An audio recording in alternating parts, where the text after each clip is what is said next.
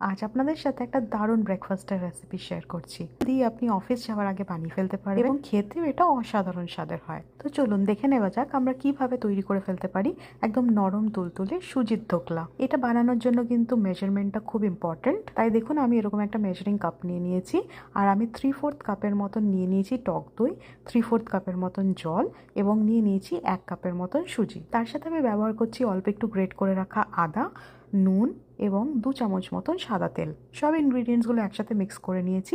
এবার আমি এখানে দিয়ে দিলাম 1 টেবিল স্পুনের মতন ইনো। এই যে ইনোটা ব্যবহার করলাম এটা কিন্তু আমাদের ধোকলাটাকে একদম লাইট আর ফ্লাফি বানিয়ে দেবে। ইনো মেশানোর পর কিন্তু মিক্সচারটা বেশিক্ষণ রাখা যাবে না, নাহলে কিন্তু ইনোটা ডিঅ্যাক্টিভেট হয়ে যাবে। তো আমি এরকম একটা কাঁধ উঁচু মতন থালা নিয়ে নিয়েছিলাম, এখানে একটু অয়েল ব্রাশ করে এবার মিক্সচারটা এর মধ্যে ঢেলে দিয়েছিলাম।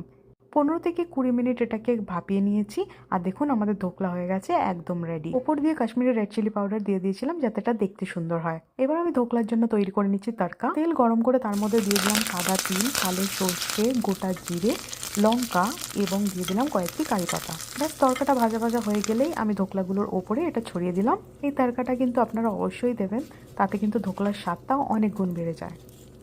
আর দেখুন এই তৈরি হয়ে গেছে আমাদের সুজির ধোকলা।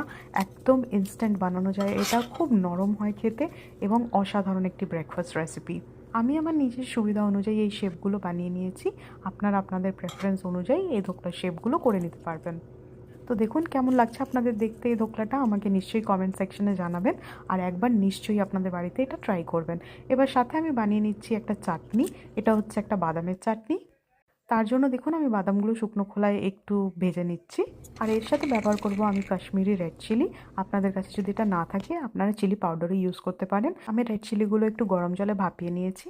এবার আমি এর মধ্যে ব্যবহার করব একটু টক দই, তার সাথে স্বাদ মতো নুন, একটু চিনি আর অল্প একটু হিং। আপনারা চাইলে এটার মধ্যে 4-5 কলি রসুনও ব্যবহার করতে পারেন, তাতে টেস্টটা আরও বেটার হবে।